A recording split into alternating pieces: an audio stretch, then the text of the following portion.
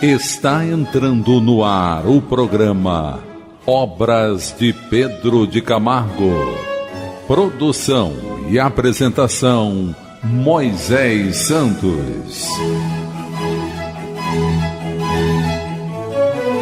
Caríssimos ouvintes da Rádio Rio de Janeiro, eu sou Moisés Santos e este é o programa Obras de Pedro de Camargo. Vamos continuar trabalhando juntos, meu caro ouvinte, buscando o entendimento do Evangelho de Nosso Senhor Jesus, sempre baseando-nos no Pentateuco kardeciano para elucidar, para ampliar entendimentos. E, para nos ajudar com esse intento, vamos permanecer com Pedro de Camargo, utilizando sua obra Nas Pegadas do Mestre. A editora é da Federação Espírita Brasileira. Hoje vamos estudar um capítulo que apresenta vários pensamentos. Sim, meu caro ouvinte, o título do capítulo é Pensamentos.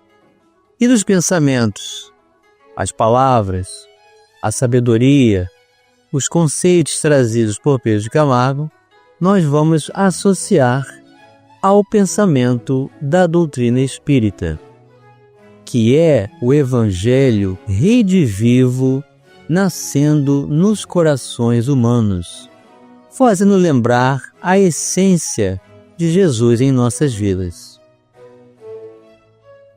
E o autor começa dizendo que o fanatismo religioso transforma os caracteres fortes em feras e os caracteres fracos em nécios. Nécios são ignorantes, meu caro ouvinte. Ou seja, aqueles que possuem o caráter forte da segurança da sua convicção. As pessoas decididas, entusiasmadas, predispostas à luta, estes com fanatismo tornam-se feras. E aqueles que são fracos precisam sempre de um estímulo, estão sempre desanimados, acham que nada vai dar certo em suas vidas, vê na vida mais problemas, apresentando reclamações constantes do que resultados positivos ou soluções. Esses se tornam ignorantes com o fanatismo religioso. Mas o que é o fanatismo, meu caro ouvinte?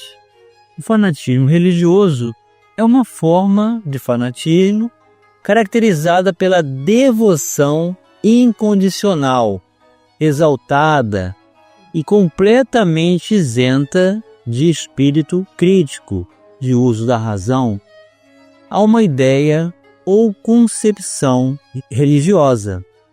Em geral, o fanatismo religioso também se caracteriza pela intolerância em relação às demais crenças religiosas. Mas o que Allan Kardec tem para nos dizer acerca desse conceito? Do livro Obras Póstumas de Allan Kardec, o capítulo intitulado A Minha Primeira Iniciação no Espiritismo. Aqui Allan Kardec vai revelar as instruções que recebeu com relação à sua adesão ao Espiritismo e, portanto, aceitando a missão da codificação. Ele pergunta aos espíritos: que dirá o clero? Essa pergunta se refere à publicação do Livro dos Espíritos e o que a religião vai dizer, os homens da religião da época, no caso a religião católica, o clero, o que eles vão dizer sobre a publicação do Livro dos Espíritos.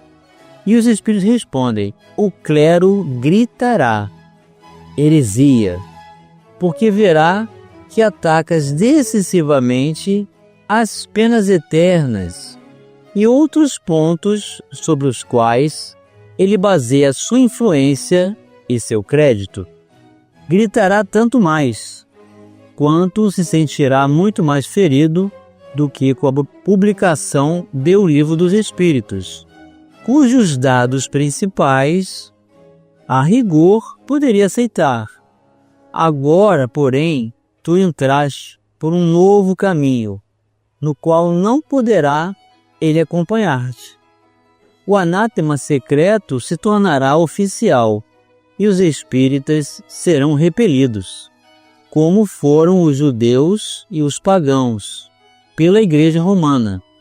Em compensação, os espíritas verão aumentar-se-lhes o número, em virtude dessa espécie de perseguição, sobretudo com o qualificarem os padres de demoníaca uma doutrina cuja moralidade esplenderá como um raio de sol, pela publicação mesma do teu novo livro e dos que se seguirão. Aproxima-se a hora em que te será necessário apresentar o Espiritismo qual ele é, mostrando a todos onde se encontra a verdadeira doutrina ensinada pelo Cristo. Aproxima-se a hora em que a face do céu e da terra terás de proclamar que o Espiritismo é a única tradição verdadeiramente cristã e a única instituição verdadeiramente divina e humana. Ao te escolherem, os espíritos conheciam a solidez das tuas convicções e sabiam que a tua fé, qual muro de aço, resistiria a todos os ataques. Entretanto, amigo, se a tua coragem ainda não desfaleceu sob a tarefa tão pesada que aceitaste, fica sabendo que foste feliz até o presente, mas que é chegada a hora das dificuldades. Sim, caro mestre, prepara-se a grande batalha. O fanatismo e a intolerância, exacerbados pelo bom êxito da tua propaganda, vão atacar-te e aos teus com armas envenenadas. Prepara-te para a luta. Tenho, porém, fé em ti, como tu tens fé em nós, e sei que a tua fé é das que transportam montanhas e fazem caminhar por sobre as águas. Coragem, pois, e que a tua obra se complete. Conta conosco e conta, sobretudo, com a grande alma do Mestre Jesus, de todos nós, que te protege de modo muito particular.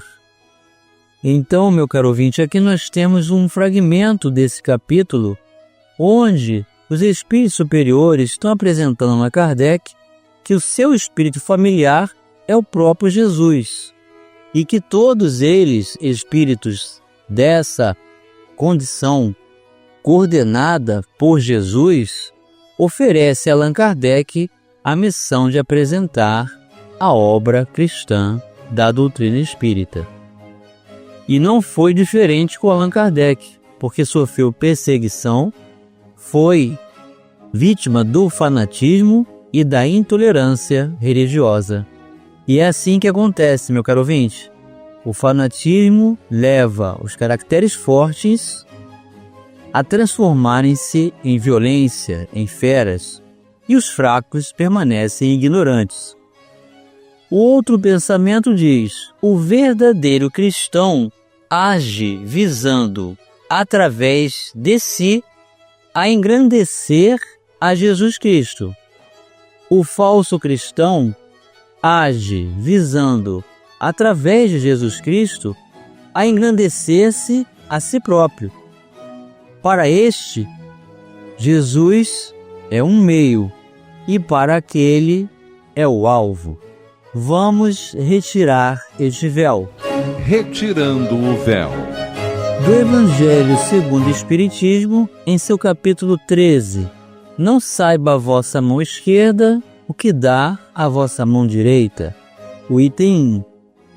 Tende cuidado em não praticar as boas obras diante dos homens, para serem vistas, pois, do contrário, não recebereis recompensa de vosso Pai, que está nos céus.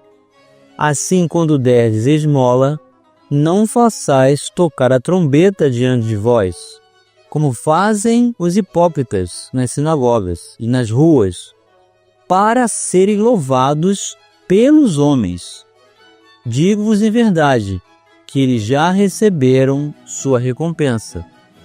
Quando derdes esmola, não saiba a vossa mão esquerda o que faz a vossa mão direita, a fim de que a esmola fique em segredo. E vosso Pai, que o que vê e que se passa em segredo, vos recompensará. Evangelho de Jesus, de acordo com Mateus, capítulo 6, versículos 1 a 4. E Allan Kardec vem trazer a sua contribuição no item 3.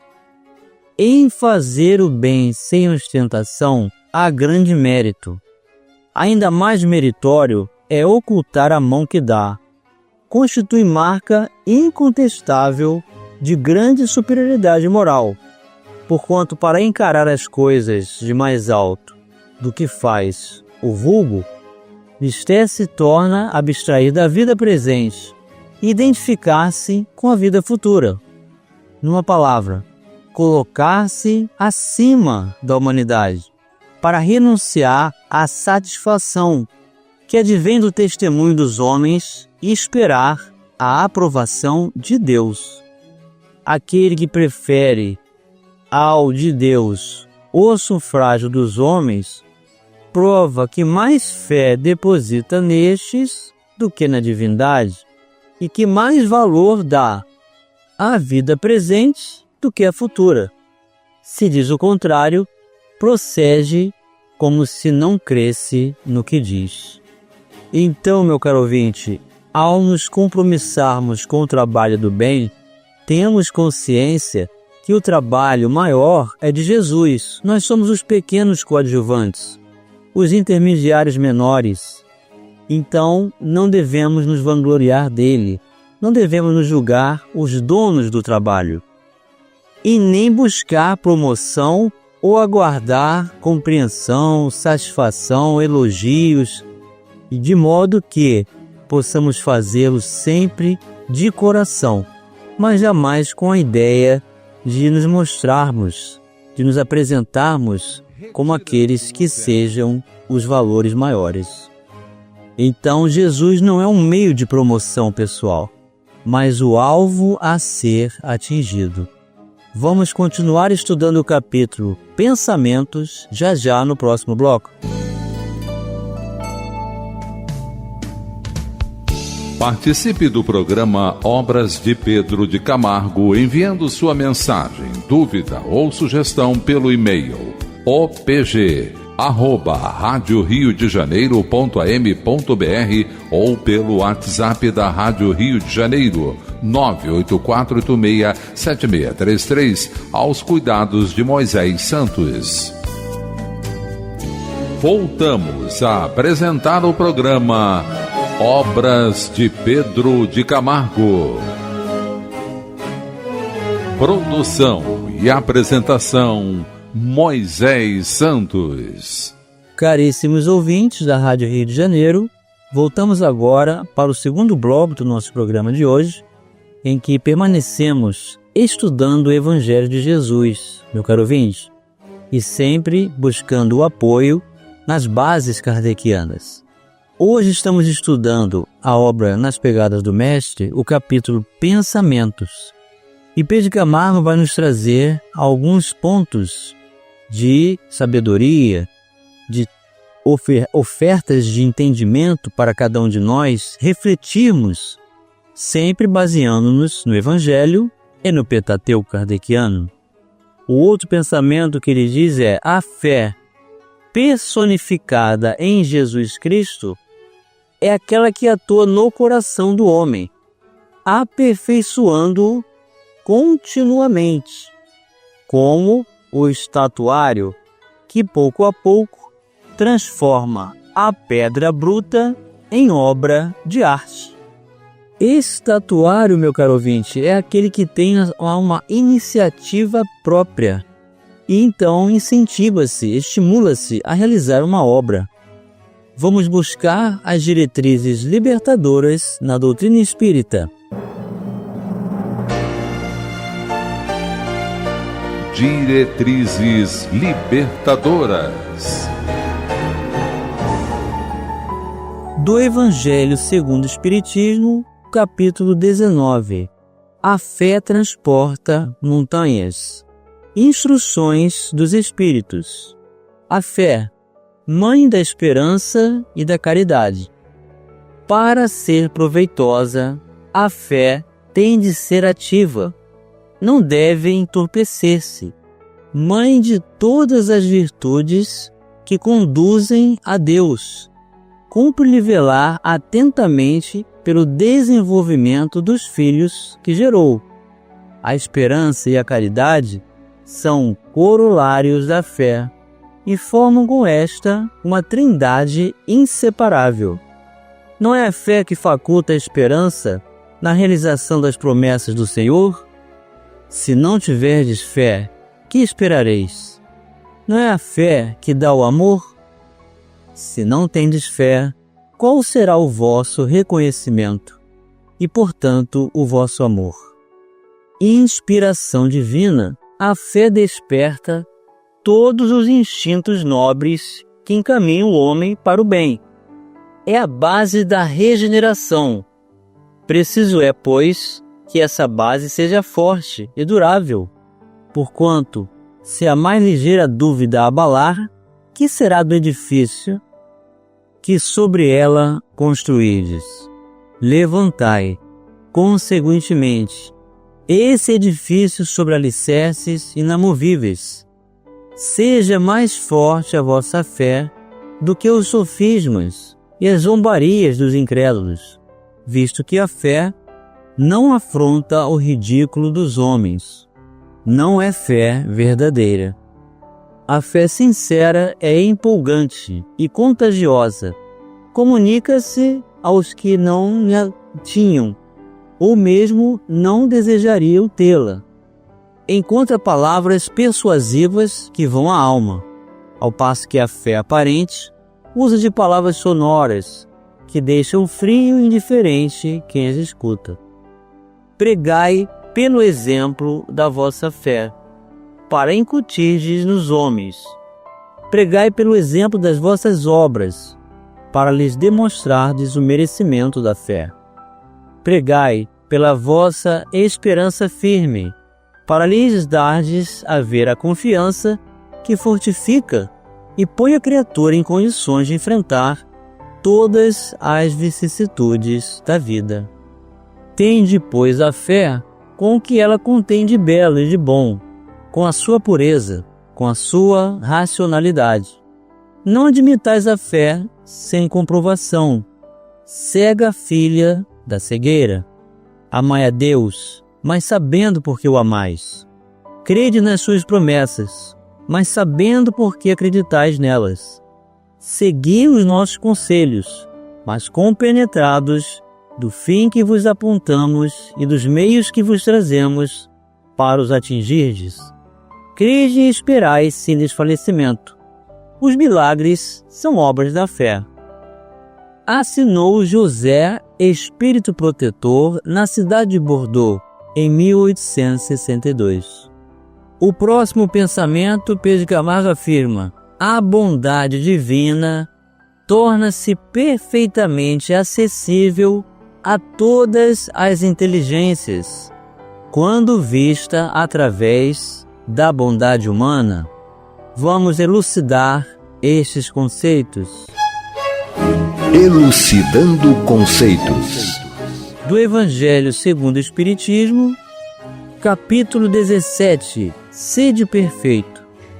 Os bons espíritas, fragmento no item 4. Nada tem de misteriosa a doutrina espírita, e seus iniciados não se acham de posse de qualquer segredo oculto ao vulgo. Será então necessária para compreendê-la uma inteligência fora do comum? Não. tanto que há homens de notória capacidade que não a compreendem, ao passo que inteligências vulgares, moços mesmo, apenas saídos da adolescência, lhe apreendem com admirável precisão os mais delicados matizes.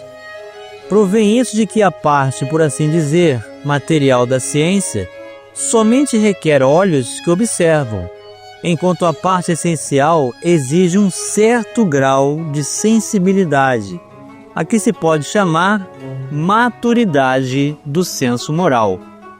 Maturidade que independe da idade e do grau de instrução, porque é peculiar ao desenvolvimento, em sentido especial, do espírito encarnado.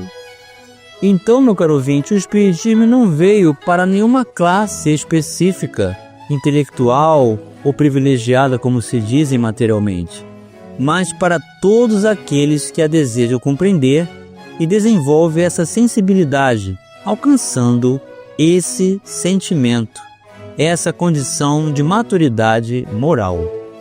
No outro pensamento, que é o último do capítulo, Pedro de Camargo vai dizer: o trabalho deve ter, para quem o executa, uma razão mais elevada que a recompensa de qualquer espécie que do mesmo lhe possa advir. Vamos retirar este véu. Retirando o véu. O Livro dos Espíritos, em sua terceira parte, das Leis Morais, o capítulo 3, da Lei do Trabalho. Limites do trabalho e repouso. Pergunta 682. Sendo uma necessidade para todo aquele que trabalha, o repouso não é também uma lei da natureza? Sem dúvida. O repouso serve para a reparação das forças do corpo e também é necessário para dar um pouco mais de liberdade à inteligência, a fim de que se eleve acima da matéria. E a pergunta 683. Qual o limite do trabalho? Resposta dos espíritos superiores: o das forças. Em suma, a esse respeito, Deus deixa inteiramente livre o homem. Então, meu caro ouvinte, a satisfação pelo trabalho se dá pela identificação da conquista de cada um, pelo esforço que praticamos, pelo talento que desenvolvemos e o quanto não sentimos sequer o tempo passar, pela alegria de servir. Sem esperar a retribuição, estamos nos referindo ao trabalho do bem do Evangelho, porque o trabalho profissional é material e esse, os Espíritos afirmam, que apresenta-se sob uma forma de expiação. Portanto, uma necessidade para desenvolvermos a inteligência, para desenvolvermos as propriedades dos valores morais, pela convivência também. E chegou o momento, meu caro ouvinte, de você receber a mensagem do Mestre. Mensagem do Mestre. Todavia, Jesus tinha conhecimento do que eles pensavam. Mesmo assim, pediu ao homem da mão atrofiada: levanta-te, venha à frente, e permanece em pé aqui no meio. E o homem se levantou e atendeu a ele. Lucas capítulo 6, versículo 8. Eis as palavras de Jesus para o homem que estava com a mão atrofiada. Mas quantos de nós, meu caro ouvinte, estamos moralmente atrofiados? Estamos necessitados da luz de nosso Senhor Jesus, necessitados de sua paz.